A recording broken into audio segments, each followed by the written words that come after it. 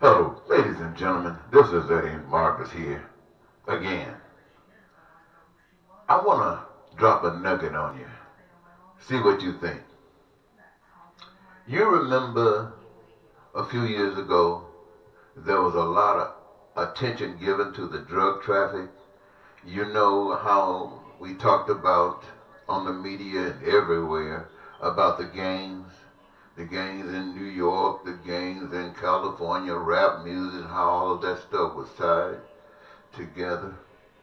You remember how the neighborhood was so hyped up and filled with fear at gangs.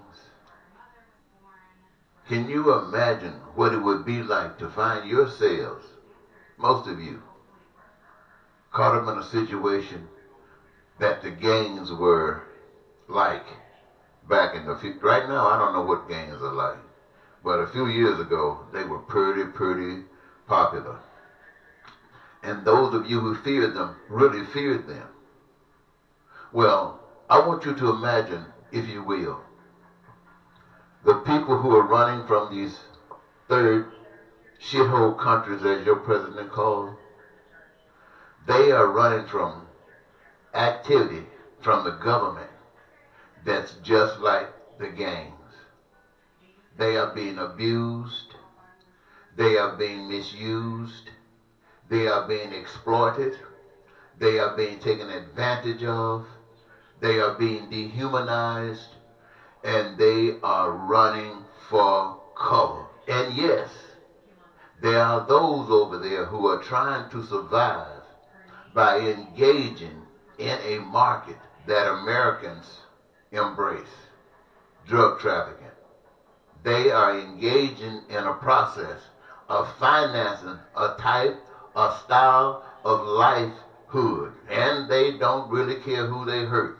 And that's why even some of their people are running to the borders. All of that stuff happens. It happens in Central America.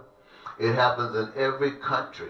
In fact, in a lot of instances, they say that this country was founded on people that were running from that same kind of stuff in the beginning.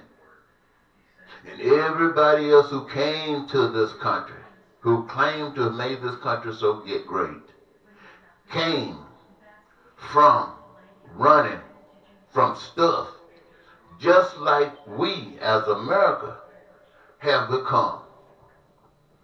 All except the slaves and the natives.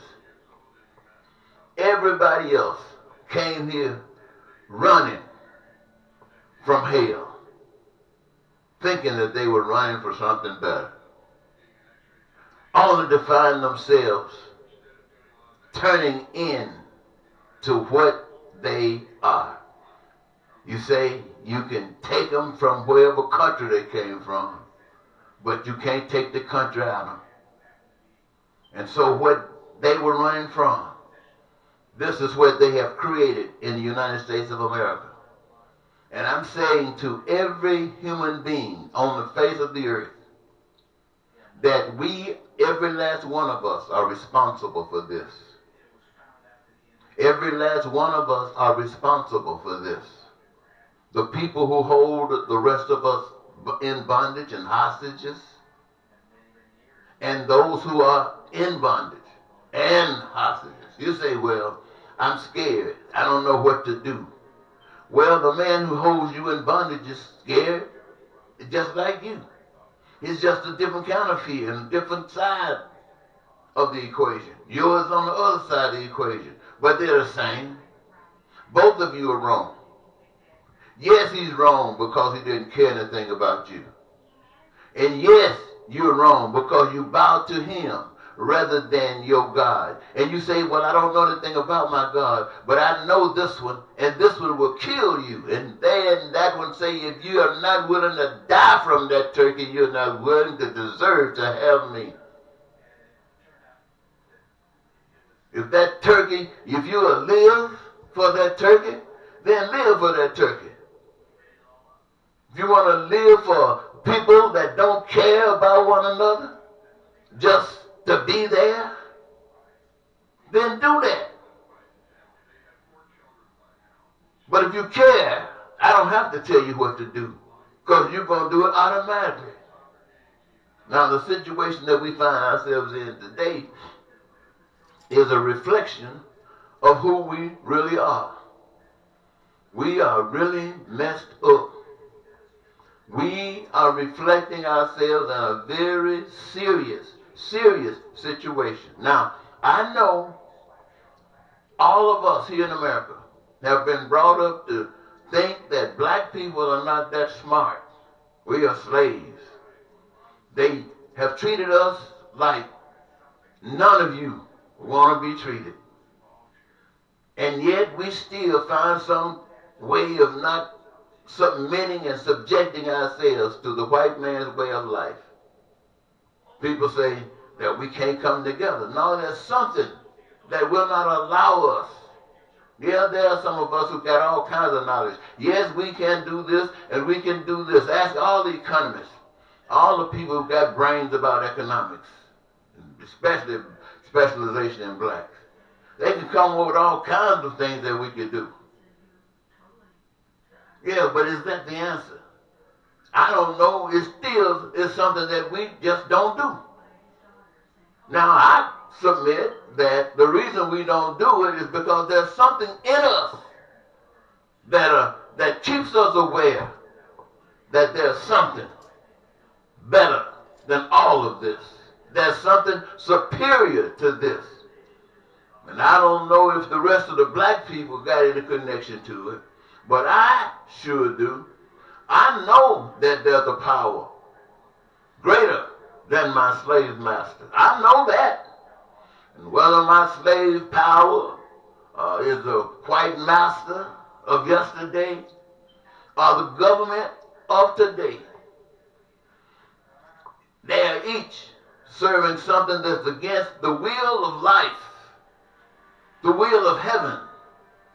If I know that, then I must be willing to die for that.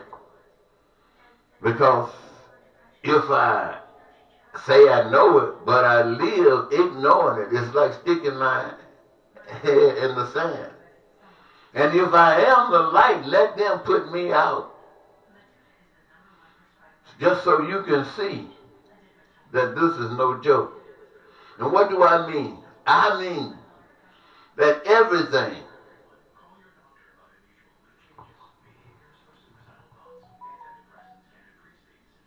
this is amazing.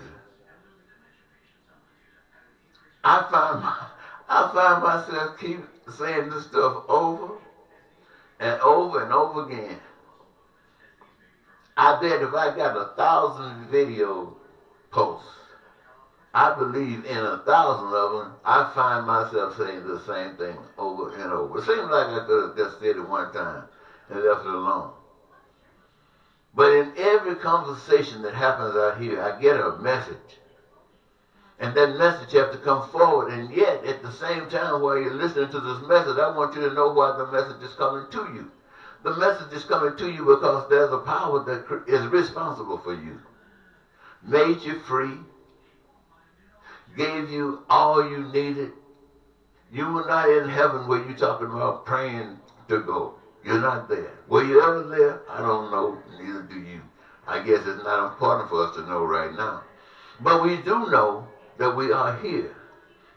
And we, for some strange reason, those of us who believe in an afterlife, always talking about going to some place that's better, something that we are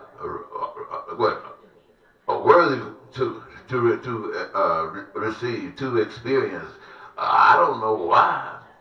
But some people say it's because we lived a good life. Some people start saying, taking in religion, start talking about we believe in the God. And the Spirit of God lives in us. All kinds of things. All of that we have to be experiencing in variations. And yet, the thing that matters most as far as this particular message goes is that you know that you got the power. You got control of your own life. And it's governed by your choice. You can make the choice to go the way of, as we say, the world. Fit in, don't rock the boat, and everything is cool. You might find your place, or they might choose your place in the upper echelon. You might, depending upon how and they are, or you might get a place in the middle class, or they might keep you a little lower than that, or they just might let you exist out here. It depends upon how you present yourself and how they can see a usage of you.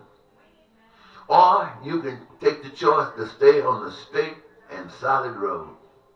Stay on the straight and solid road. Now I'm going to tell you something what's going to happen immediately. If you make that choice, there is something that's going to mess with you inside. It's going to mess with your mind.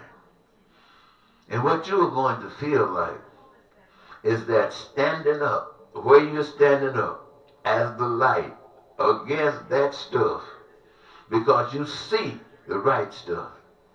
And standing there knowing that that crazy stuff knows that you know what you're talking about. And they are pissed off with you because the message that you are sending is something that they do not want. They do not want it. And for some strange reason, this power that I keep telling you about that you can't see, you can't touch, you can't feel, that power turns something loose inside of you. And you feel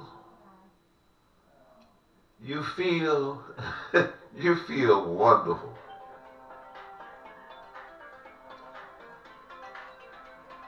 Well, let me see who is this.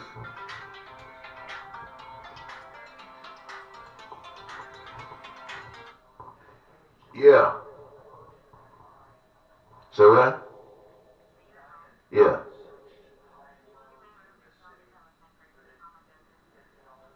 Okay, hold up.